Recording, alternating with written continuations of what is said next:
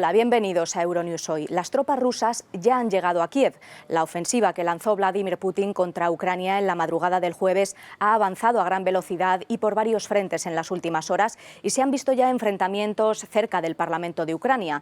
El presidente Volodymyr Zelensky dice ser el objetivo principal del Kremlin para destruir Ucrania políticamente, pero asegura que pese a todo no va a abandonar la capital. Las autoridades piden a los ciudadanos que se mantengan a salvo y en casa. Para protegerse de los bombardeos, los sótanos, pero sobre todo las estaciones de metro, como en estas imágenes que están viendo, están sirviendo de búnker para miles de personas. La ONU ha registrado ya la muerte de al menos 25 civiles y más de un centenar de heridos en la ofensiva rusa. La respuesta de Occidente sigue siendo la imposición de nuevas sanciones, esta vez dirigidas a golpear el entramado político y económico que sostiene a Vladimir Putin. Rusia, mientras tanto, ha dicho estar dispuesta a volver a la diplomacia si Ucrania depone las armas. Como ven, la guerra en Ucrania copa este viernes la actualidad internacional y vamos a tratar de explicarles todo lo que ha ocurrido hasta ahora en este boletín informativo. Los soldados rusos ya están en el distrito de Obolón, en Kiev, según informa el Ministerio de Defensa ucraniano.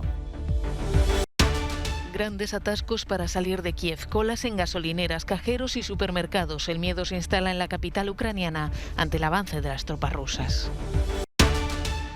Más de 1.500 personas han sido detenidas por manifestarse contra la guerra en medio centenar de ciudades en Rusia.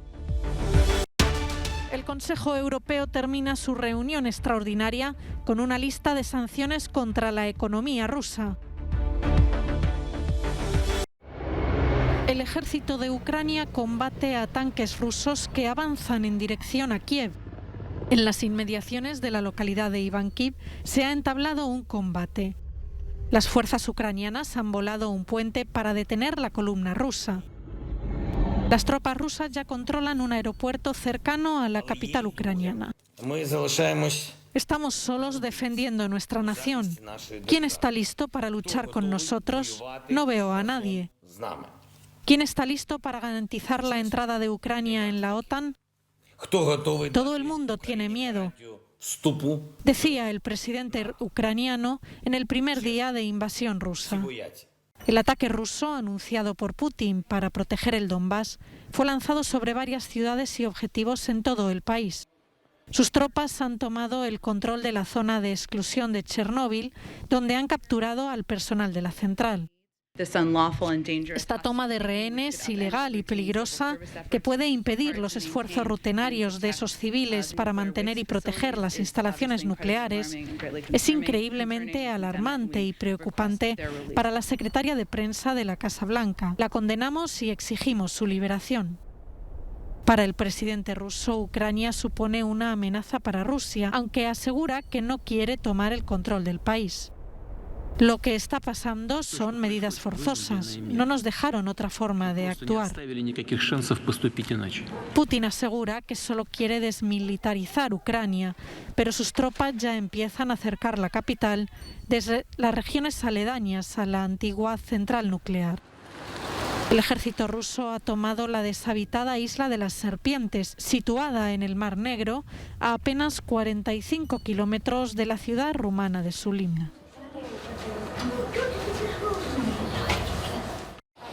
Con la invasión rusa de Ucrania a las puertas de Kiev, las tropas rusas avanzan hacia la capital por la vía norte tras ocupar la zona de exclusión de Chernóbil. Estados Unidos cree que Rusia planea descabezar al gobierno de Ucrania mientras el presidente Zelensky daba este discurso.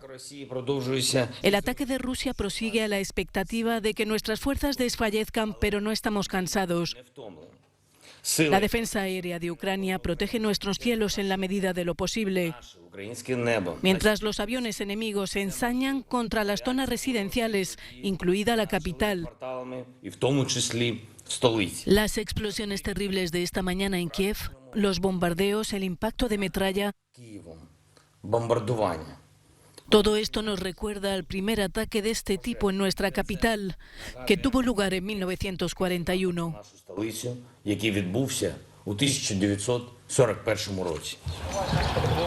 La diplomacia francesa, al considerar al presidente Zelensky en peligro, le ha ofrecido su ayuda y se inquieta además por Moldavia y Georgia. A todos los ciudadanos rusos que han salido a las calles a protestar, quiero agradecerles por confiar en nosotros y les pido que luchen por nosotros y contra la guerra, declaró el presidente Zelensky, quien ha informado de al menos 137 muertos ucranianos y ha advertido el posible acercamiento este viernes de los soldados rusos a Kiev. En Kiev, capital de Ucrania, la Plaza Maidán, Plaza de la Independencia, vive horas de infortunio tras la invasión rusa desatada el jueves, con más de 130 muertos, miles de refugiados y Putin a las puertas de Kiev. La situación es difícil en nuestro país, decía esta ucraniana. Bueno, es más que difícil. Lo siento, me cuesta decir lo que siento, porque esto es la guerra. Enarbolando banderas de amarillo y azul, donde en 2013 tuvieron lugar las protestas del Euromaidán, poca gente se aventura al centro de la capital, inusualmente desierta. Queremos dar ejemplo, debemos resistir ante el agresor y mostrar nuestra posición. Los soldados que están en el frente no deben sentirse solos ni olvidados ni pensar que no nos preocupamos por ellos, decía este joven.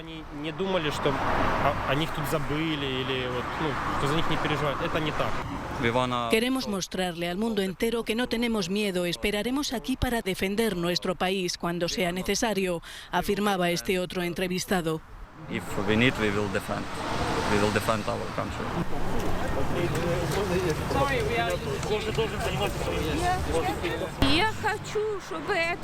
Quiero que me oigan y no solo los ucranianos, también los rusos e incluso Putin.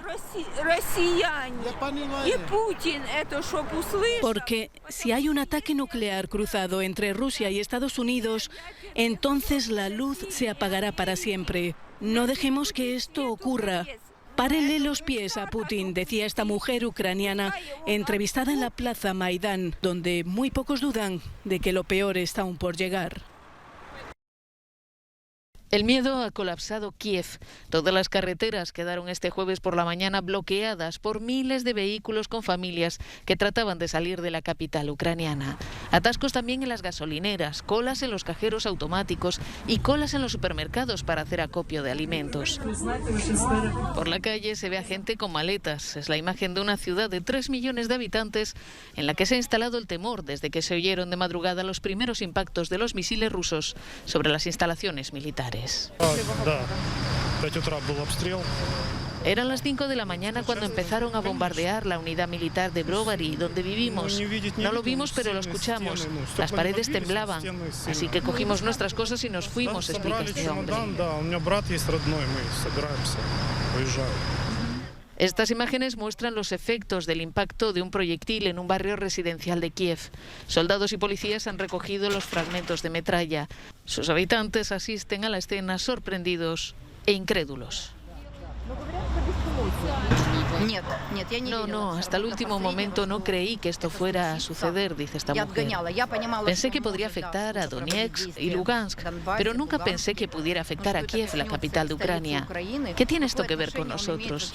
Somos un país independiente que toma sus propias decisiones y resuelve sus problemas internos. Es un conquistador, es un agresor, es Hitler. Todo indica que la guerra ha comenzado. Todo el mundo se va. Todos los lugares están cerrados. ¿Se va a ir usted? ¿A dónde? No me iré a ningún sitio. Estaré aquí hasta el final. Algunos han optado por una vieja solución, buscar refugio en el metro. Las autoridades han pedido a la población que no se deje llevar por el pánico y se quede en casa.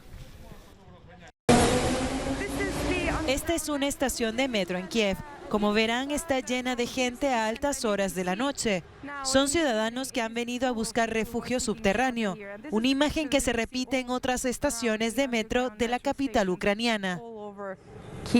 El metro de Kiev permanece abierto y en funcionamiento, así lo anunció el alcalde de la capital. Los ciudadanos podrán refugiarse en las estaciones o podrán movilizarse a los límites de la ciudad para continuar su ruta de salida del país. Además de estos espacios, el gobierno ucraniano ha preparado centros de refugio para aquellos que lo necesiten, sobre todo para las personas mayores con movilidad limitada. Los primeros refugiados empiezan a llegar de Ucrania a Polonia por carretera y por tren. Un tren con cientos de pasajeros de Kharkiv, al este de Ucrania, ha llegado a la ciudad polaca de Przemysl, cerca de la frontera con Ucrania. Alexander es refugiado y viene de Kiev. Tenemos mucha suerte de haber podido salir de Ucrania con el segundo tren que ha venido. Nos ha costado 16 horas llegar. Somos mucha gente, muchos refugiados. Pero tenemos suerte porque habíamos reservado alojamiento y estamos muy contentos de que nuestros amigos polacos estén listos para ayudar a nuestro pueblo. Los ucranianos de la zona controlada por el gobierno en el este temen por su seguridad y por ello deciden cruzar la frontera. Muchos se suben a los trenes para salir de la región del Donetsk, en la frontera con los separatistas prorrusos. Al menos 100.000 personas han tenido que dejar sus hogares en Ucrania y varios miles han cruzado las fronteras según la Agencia de las Naciones Unidas para los Refugiados, ACNUR. Más de 960 personas han sido detenidas en Moscú tras una manifestación contra la invasión rusa de Ucrania. La policía rusa ha arrestado al menos a 1.767 personas en las protestas contra la guerra en 54 ciudades de Rusia, según el grupo de derechos humanos OVD Info. En la segunda ciudad del país, San Petersburgo, la policía ha detenido a 433 personas. Algunos manifestantes tienen vínculos familiares con Ucrania. No quiero que Rusia ataque Ucrania. Tengo a mis abuelos allí, dice esta arquitecta de 22 años. Lo que ha pasado hoy es una vergüenza. Muchos de nosotros tenemos familiares y amigos en Ucrania y esto es una traición hacia ellos, clama este manifestante. Decenas de personas se concentraron también en la plaza central de Ekaterimburgo, donde la policía ha detenido al menos a 40 personas. Famosos y figuras públicas rusas han protestado también contra el ataque. Los europeos piden a Rusia parar la guerra en concentraciones en Berlín, París, Varsovia o La Haya. Enarbolando banderas ucranianas, cientos de personas han mostrado en la capital alemana su apoyo a Kiev. Algunos manifestantes exigen a su gobierno más dureza frente a Moscú. Está bien que al final se hayan desvinculado del gasoducto Nord Stream 2, pero creo que pueden imponer más sanciones y creo que tenemos que debatir si deberíamos enviar armas a Ucrania. No entiendo por qué no lo hemos hecho durante las últimas semanas. Otros cientos han protestado ante la embajada rusa de la capital francesa, incluidos algunos candidatos a las elecciones presidenciales del próximo abril. Emmanuel Macron ha pedido a sus compatriotas unidad ante la invasión rusa, unánimemente condenada por todos los aspirantes a sucederla, incluidos los más indulgentes con Moscú. Una escena similar ha tenido lugar este jueves frente a la embajada rusa de la capital polaca. Polonia, socio de la OTAN que ocupa la presidencia rotatoria de la OSCE, ha denunciado la invasión como un crimen contra la humanidad. México muestra su rechazo a la invasión rusa de Ucrania y lo hace tanto en las calles como en los despachos. En las calles, mexicanos y ucranianos residentes en el país se manifestaron frente a la embajada rusa en Ciudad de México para mostrar su rechazo a la operación lanzada por el presidente Vladimir Putin. Venimos aquí para pedir paz, para que ponen algunas sanciones contra Putin. Rusia, Ucrania, todos los países queremos paz, queremos vivir en paz, no queremos ver muertos. Estamos viviendo en un siglo donde no merecemos la guerra. Además, en los despachos, el ministro de Exteriores mandó un mensaje en la misma línea. Tenemos muy claro que estamos ante una invasión. Ya no hay ninguna duda sobre ellos y por historia y tradición, por nuestra formación como nación, tenemos que rechazar y condenar enérgicamente la invasión de un país como Ucrania por parte de una potencia como Rusia. México y Brasil son los dos miembros latinoamericanos no permanentes del Consejo de Seguridad de la ONU y ambos han condenado la invasión. El Consejo Europeo finaliza su reunión de esta noche con una lista de sanciones contra la economía rusa para persuadir a Moscú de que detenga la invasión de Ucrania. Un 70% de los bancos y empresas estatales rusas serán objeto de las sanciones. El presidente Putin ha elegido traer la guerra de vuelta a Europa. Es una invasión de pleno derecho en Ucrania y fundamentalmente pone en duda nuestro orden de paz. Europa dificultará los visados para los rusos. El presidente francés, Emmanuel Macron, apuesta por seguir negociando con Rusia.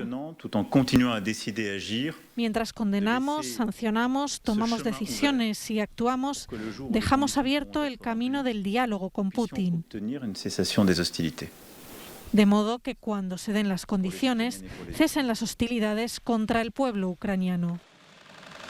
Las sanciones de Occidente no incluyen sacar a Rusia del sistema internacional bancario SWIFT, como insistía Kiev. El presidente Joe Biden cree que las medidas que se han tomado hacen más daño a Rusia. Las sanciones impuestas a sus entidades financieras tienen las mismas consecuencias o puede que más que el SWIFT, en primer lugar. En segundo, siempre es una opción, pero ahora no es la decisión que el resto de Europa desea tomar. También Gran Bretaña ha impuesto a Rusia el mayor y más grave paquete de sanciones económicas que Moscú ha visto nunca, en palabras del primer ministro Boris Johnson. Las sanciones de Japón incluyen congelar los fondos de entidades financieras rusas o suspender la exportación de semiconductores. El primer ministro de Australia acusa a China de lanzar un salvavidas a Rusia.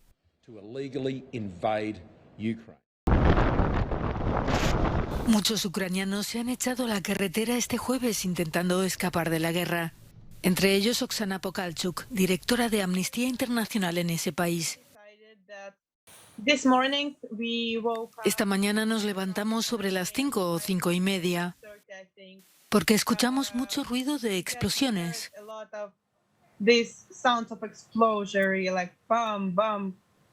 La gente comenzó a despertarse, pusimos las noticias y nos dimos cuenta de que había empezado la guerra. ¿Qué estaba pasando en la carretera? Había muchos coches. Había un gran atasco, muchos coches, la gente entró en pánico. Es imposible comprar suficiente gasolina. No más de 20 litros por coche. Es imposible retirar efectivo. Quiero decir pánico. Es más, ¿cómo están los ánimos entre la población?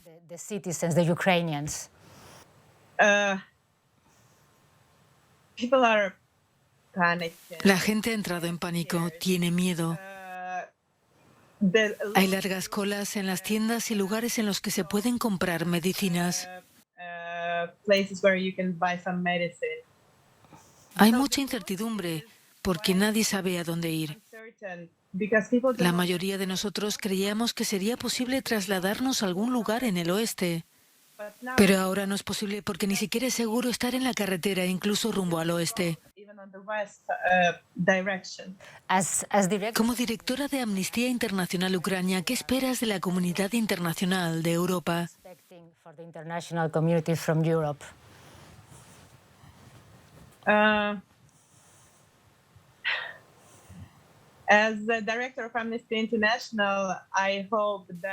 Como directora de Amnistía Internacional, espero que todos los culpables tengan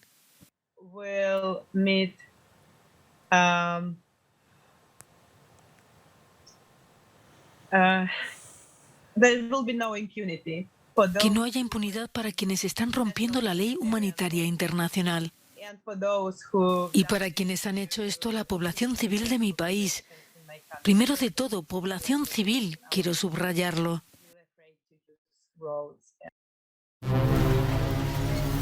Klondike es una película rodada en la región ucraniana del Donbass. Relata los incidentes provocados allí por los rusos en 2014. Obtuvo el premio del jurado ecuménico en la Berlinale 2022. Para su directora, la guerra emprendida por Putin comenzó hace mucho tiempo. La guerra no acaba de empezar. Comenzó hace 8 años. Hemos visto la reacción de la gente ante la película. La película cuenta lo sucedido en 2014, porque en 2014 era muy difícil contar lo que había pasado durante el conflicto. Empezar o terminar la guerra no está en manos de los artistas, pero sí podemos hacer una película sobre lo que realmente sucedió, lo que la gente realmente sintió. Irka vive en la frontera ruso-ucraniana con su marido Tolik. El avión de Malaysian Airlines acaba de ser derribado sobre el Donbass. La confusión es total. Embarazada y a punto de dar a luz, tienen que elegir entre huir o quedarse en los escombros de su casa.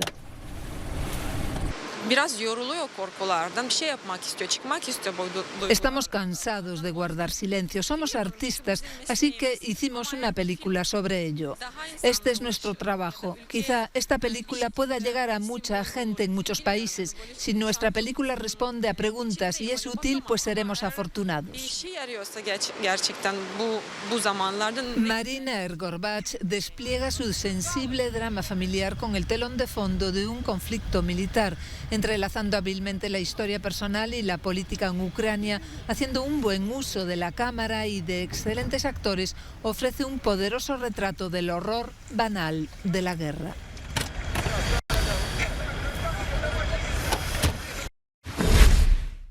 Hasta aquí este boletín informativo que, insistimos, es una foto fija de los acontecimientos a esta hora en Europa, pero toda la cobertura de la guerra en Ucrania continúa minuto a minuto en nuestra web y en la cobertura especial en directo en todos los canales de Euronews. Les dejamos, como siempre, con un no comment de los principales monumentos de Europa iluminados en solidaridad con el pueblo de Ucrania. Hasta luego.